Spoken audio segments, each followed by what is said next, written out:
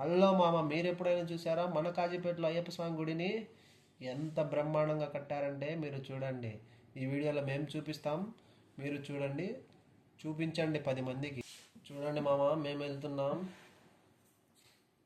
Bridge వచ్చింది. Bridge కాడ నుంచి ఎట్లా పోదు మామ, మనం బ్రిడ్జి కిందికి పోవాలి. కిందికి వెళ్తానే రైట్కి పోవాలి మామ. రైట్కి వెళ్ళి మళ్ళీ లెఫ్ట్ సైడ్లో వస్తుంది టెంపుల్.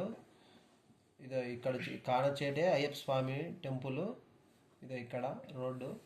చూడండి మామ, ఇక్కడ రీసెంట్గానే మన గ్రామోత్సవం జరిగింది అయ్యప్ప స్వామిది. భక్తులు చాలా మంది వస్తారు గ్రామోత్సవం. రీసెంట్గా చాలా వందల మంది వచ్చారు మామ ఈ గ్రామోత్సవానికి. మన మండలాలలో ఈ కాజీపేట మండలం బ్రహ్మాండంగా బాగా జరుగుతుంది.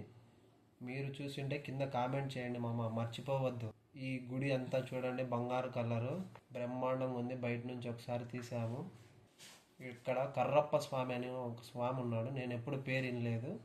ఆ బోర్డు చూసి చెప్తున్నా నేను మీకు. గుడి అయితే చాలా బాగుంది మామ. ఇక్కడ బంగారు తాపలు ఉన్నాయి. తాపలు మీరు బంగారు అనుకొని ఎత్తుకపోయారు మామ.